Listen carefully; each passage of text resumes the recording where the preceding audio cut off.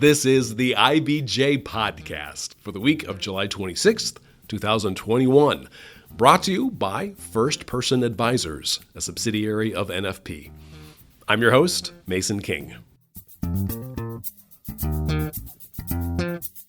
Welcome back to the podcast, everybody. To get into this week's edition, we need to start with the podcast from March 9th, 2020. The subject was the hotel market and the huge pipeline of hotel projects that had been proposed for downtown Indianapolis. Now, by that point, we had an inkling that the coronavirus could disrupt the hospitality market in some way, but most of the conversation was about nuts and bolts challenges like financing and city approvals that were delaying construction. The downtown hotel market at the time had about 7,200 rooms, which had served the city well through a Super Bowl, a couple of Final Fours, all the major conventions that come downtown annually. What was a bit mind-blowing at the time was that there were 19 new hotel projects in the pipeline at some point in the planning or development process. If they were all completed, it would add another 4,200 rooms downtown. Obviously, there were concerns about overbuilding. And in the podcast, IBJ reporter Mickey Shuey and I discussed the projects that appeared to be on the ropes and which ones were most likely to make it. Obviously, just a couple weeks later, everything went cattywampus. Now, 16 months later, the hotel market is finally on the mend, but we still have a lot of questions about whether the city's tourism and convention sectors, two of the anchors of downtown's economy, will be able to return to full strength in the foreseeable future. Now, you might think, after the pandemic shutdowns last year, that most of those 19 projects we talked about 16 months ago have been abandoned or put on hold indefinitely. Mickey tells us in this week's podcast that is not the case. 3 of those projects actually were finished during the pandemic. 3 more are expected to open by the end of the year. Several more have firm development schedules. According to Mickey's reporting, only 3 are definitely on hold. This week, we shed some light on the new entries in downtown's hotel market, the status of the game-changing projects that are still in the pipeline, and we discuss why there appears to be so much optimism for the Indianapolis market. Here's our discussion. It's my pleasure to welcome back to the podcast Mickey Shuey, IBJ's real estate and hospitality reporter. How are you doing, sir? I'm doing well. Thanks for having me, Mason. Sure. But please bring us up to date on the status of hotel projects that were planned for downtown. Because if I'm a casual observer, I'm thinking, okay, after the pandemic, at least half of those had to have been canceled. Why wouldn't they be canceled? But I understand that's really not the case. So where are we? So surprisingly, the hotel market has actually stayed pretty stable over the past year and a half through the pandemic. 3 hotels have actually opened since last December, and there's at least 3 more expected to open by the end of this year. And there's at least 3,200 to 3,500 rooms still in the works in the pipeline right now, with a few projects stalled, but really just trying to understand what the market is, and we'll get into that. But the hotel market and development market is actually still pretty solid right now. I have to say, I mean, we started coming back downtown about 6 weeks ago or so, and it just blew my mind to see one of these projects completed. And maybe I stayed at home for too long, but it really is pretty impressive. And just kind of on an emotional standpoint, it's kind of heartening to see some of these projects being completed. Can you give me a rundown of the 3 hotels that already have opened? Sure. So the True by Hilton, which is on the south side of downtown at Illinois and Merrill, that has about 148 rooms, and it was a $23.5 million new construction project. That opened in February. And then you had the Town Place Suites, a Marriott property, which is about a block away from the True. That's about $17.5 million in new construction for 146 rooms. That opened about 6 weeks after the True did. And then the Bottle Works, which is an independent brand, it opened in December, and that's on the northeast end of Mass Ave. with 143 rooms, and it's part of that massive $300 million Bottleworks district development. And it's actually a reuse of the former Coca-Cola bottling plant. Right, yeah, very handsome hotel. It is. I poked my head in there the other day. It was pretty cool. Now, why these three? Is there a common denominator for why these were the ones that opened? Really, it's because they were already underway when the pandemic hit. They were at least a few months along in the case of Bottleworks. I think that was at least 6 to 8 months along when the pandemic hit, and it just did not make financial sense for them to stop building because, of course, at the time, people were thinking, well, we'll just get through this 6 to 8 week period and we'll be done with it. Little did we know that it would last a lot longer, but it just made more financial sense for them to continue with those projects. Now, I noticed that size-wise, they're all basically boutique hotels. I mean, each one is like 140-some rooms.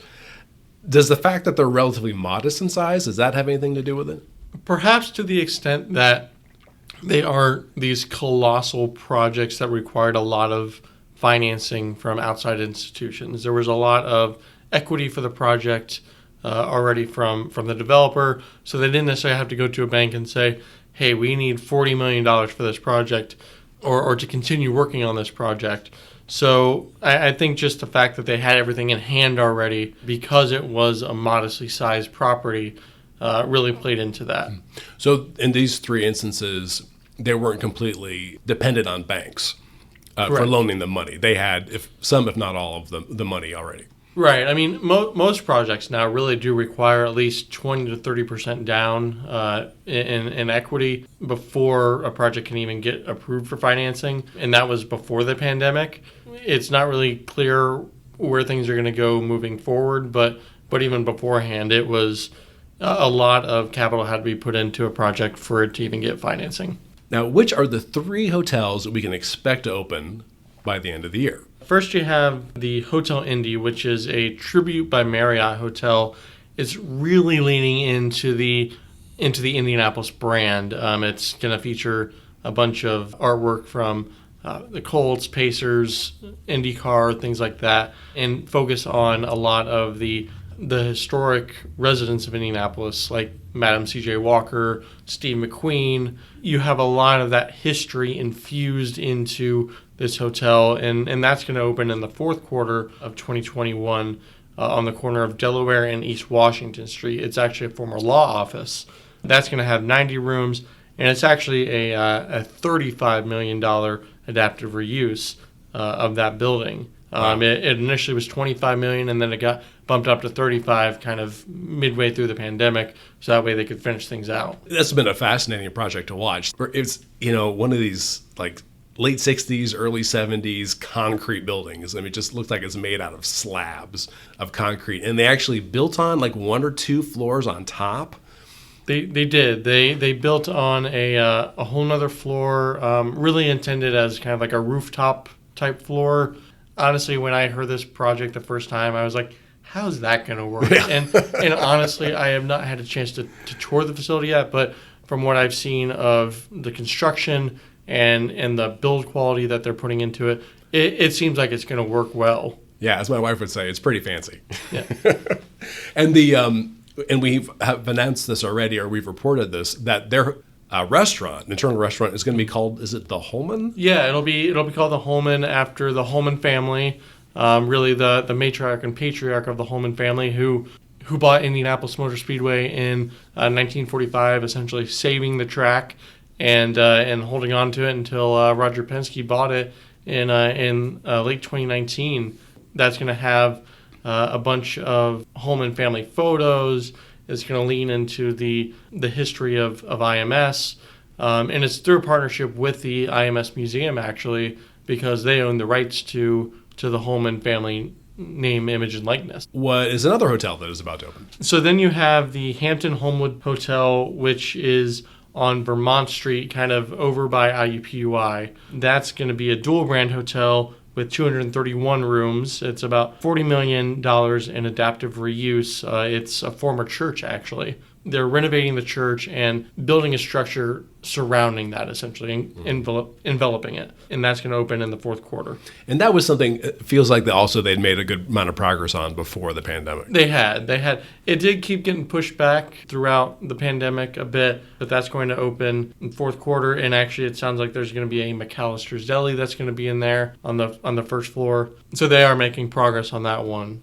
And then the last one is the Aloft Hotel. That's a Marriott brand. I'd be lying if I told you that I wasn't surprised by this, because there's been a lot of questions about this hotel even before the pandemic. I remember walking around downtown in the weeks before you and I last talked about hotels, and they still had signage on their windows that said opening in fall of 2019. Yeah. So we're really not sure what the deal was about why that hotel got stalled. The developer really hasn't answered that question quite yet, but they did say that it gets stalled further because of the pandemic. But it sounds like that one is actively under construction now, with plans to open this fall. Yeah, when we walk to the city market for lunch, we usually take that back alley that goes through there, and we can see them working on it. I mean, it seems like they're making progress.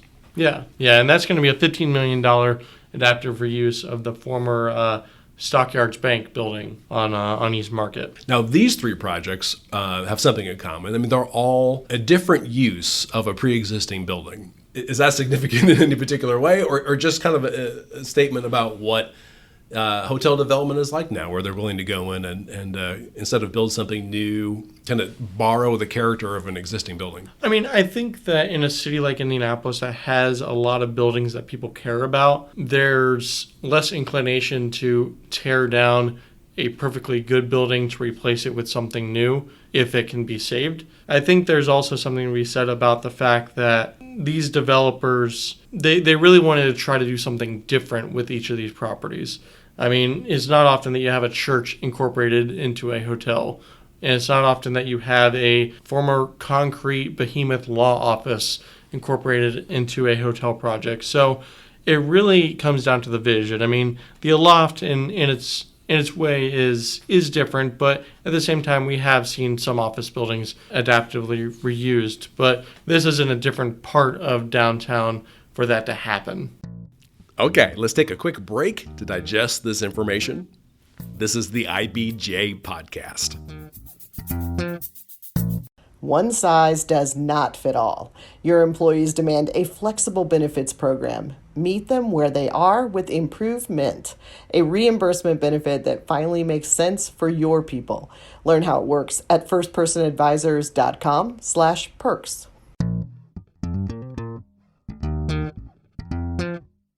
Okay, we're back with this week's edition of the IBJ Podcast. We're talking with IBJ's Mickey Shuey about the many hotel projects in the development stage or otherwise still in the pipeline for downtown Indianapolis. Now, why is there enough confidence in the downtown Indianapolis hotel market after the pandemic? The developers are opening. I should be careful about saying after the pandemic, as we'll talk about soon. I'm going to cross my fingers as we speak. But developers already are opening their projects, or they're about to open their projects, and we have more projects that are at some point in the pipeline. Why the confidence in our market? It's really because Indianapolis does not rely as heavily on the same types of visitors that other cities do. Indianapolis is very convention heavy, which is a plus and a minus in a way, as we learned during the pandemic. But really, that convention traffic is really starting to pick back up. It actually started back last year even, in late summer.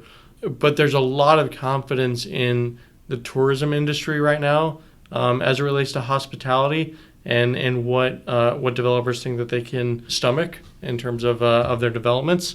So that really plays a major part in Indianapolis's recovery, because if it was just business travel, which is a key component for weekdays, if that was all Indianapolis relied on, then we would probably be hurting as much as a lot of other big cities are. So I know one of the key figures in determining the viability of a hotel market is occupancy, which basically means how many rooms are occupied at any given time. If all the rooms were occupied, you'd have 100% occupancy. So before the pandemic, the occupancy rate in downtown Indianapolis was about 73%, which in the hotel market is great. Where is downtown now in terms of occupancy? So for the 4-week period ending the second week of July, it basically was a month period.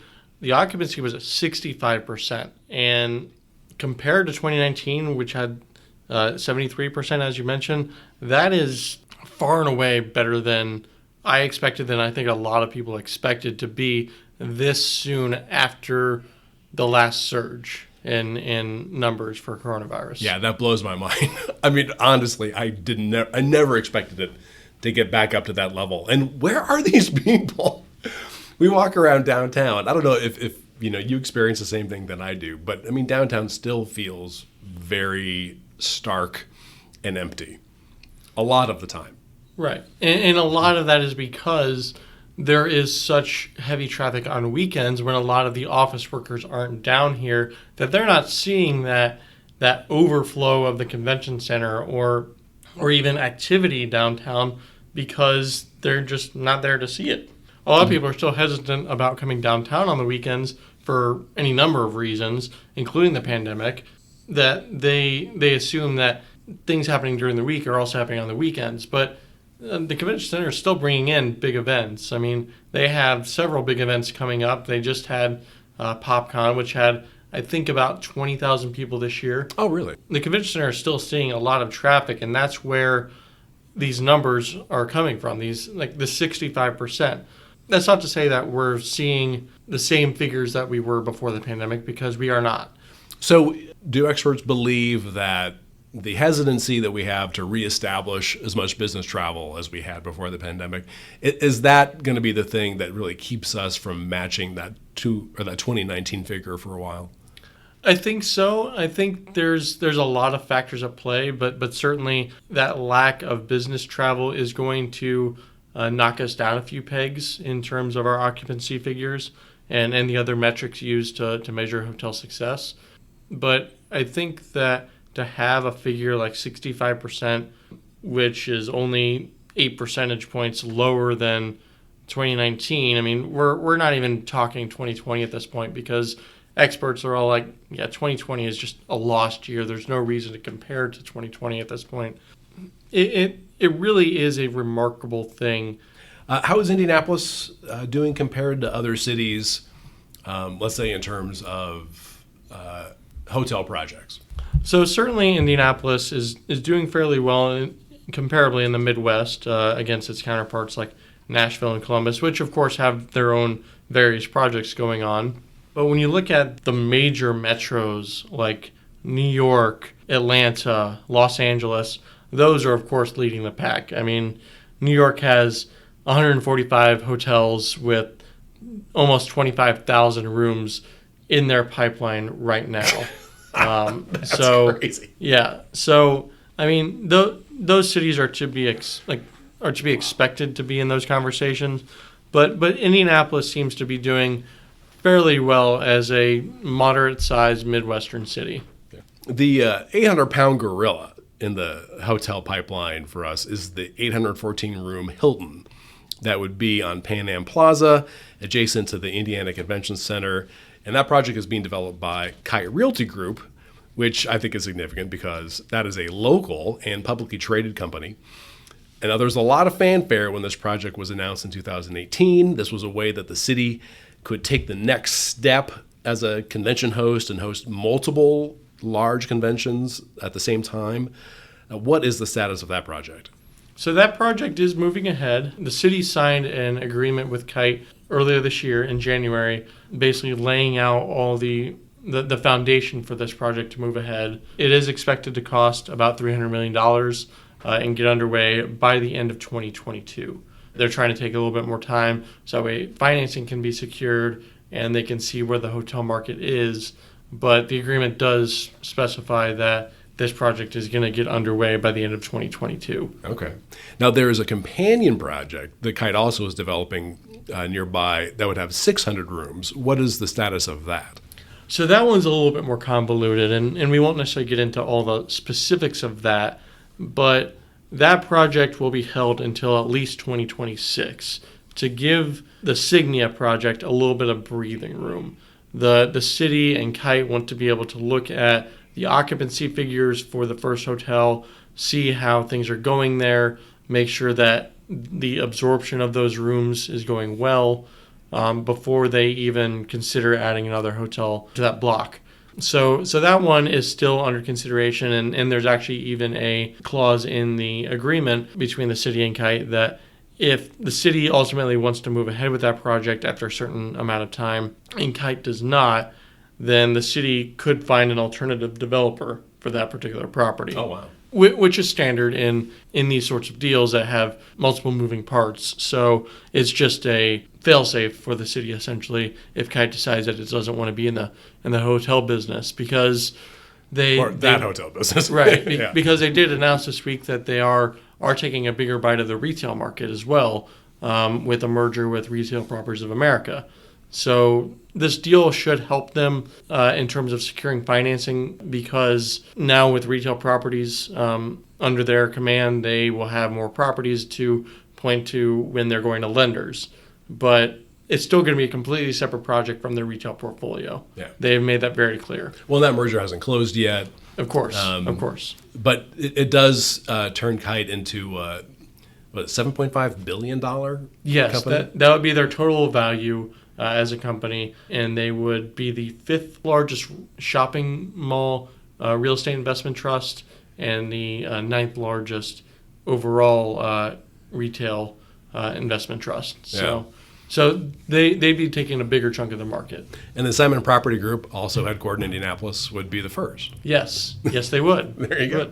Oh, now tell me about the other two projects besides the 600-room Kite project that we know are definitely on hold. One is the Moxie AC Hotel. That's a dual-branded Marriott property that would be near the intersection of South Meridian and Georgia Street. That would be developed by a very experienced partnership of White Lodging, which owns and operates the JW Marriott, and REI, which is co-owners with White Lodging on the downtown Marriott. Those brands are actually also the leading forces behind the opposition to this larger Pan Am project, but that's a story for another day. But this proposed hotel would have 245 rooms on 7 floors, and that project would be about $60 million. And right now they're waiting to just see how the market levels out over the next year or two. Yeah, it seems like they would have the means and obviously the expertise to do this project. What has convinced them to hold off? Really, they want to make sure that there's going to be an appetite for their hotel. I mean, they don't want to open a hotel and have it only get 20-30% occupancy because the market hasn't bounced back yet. They're pretty confident that the market is going to bounce back, and they're kind of moving ahead with that in mind, but they're not ready to break ground yet because they just want to give it a little bit more time. And the third is what? It's relatively close to that one, isn't it? Yeah, it's actually just up about a block north. It would be the Morrison Opera Place building at South Meridian and Maryland Streets. It was a very bold project from Bruce Bodner, who owns the Morrison Opera Place. That project would have been essentially 18 stories built on top of the existing structure, and it would have had 220 rooms, some apartments, and cost also about $60 million. I have not had an opportunity to talk to Bruce over the past couple of weeks, but last I spoke with him, he's still trying to kind of figure out what he wants to do there.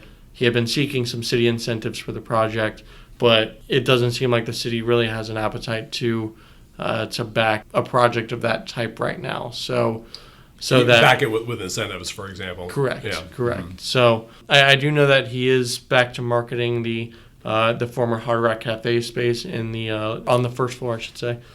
So that shift indicates that he's at least tabling that project for a little while. Now, you mentioned that we do have several of our big convention groups coming back this year. We have, I think, the FFA, FDIC International. That's the firefighters. Yes. I think we'll be in downtown. I like to call it the Firefighters Convention. Gen Con, performance racing industry event.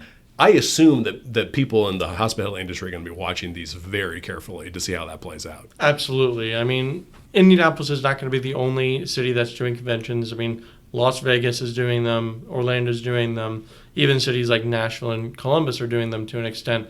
But Indianapolis really took a very hard stance that the city wants to be back in conventions. It wants to get back to business and start bringing people back. So the industry is going to be closely watching Indianapolis, just as it did for that NCAA tournament, just as it has for the Sweets and Snacks Expo a few weeks back, because Indianapolis really has a chance to prove its value as a convention city. So it's really about just trying to get back to business.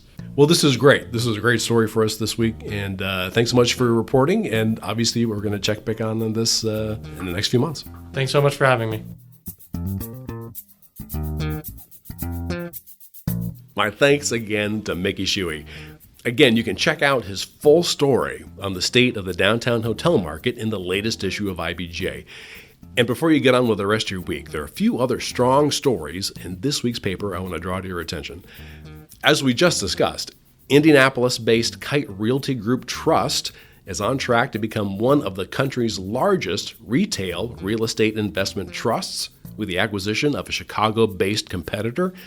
Mickey explains in this week's issue how the deal could give Kite new leverage for loans, lease negotiations, and redevelopment opportunities.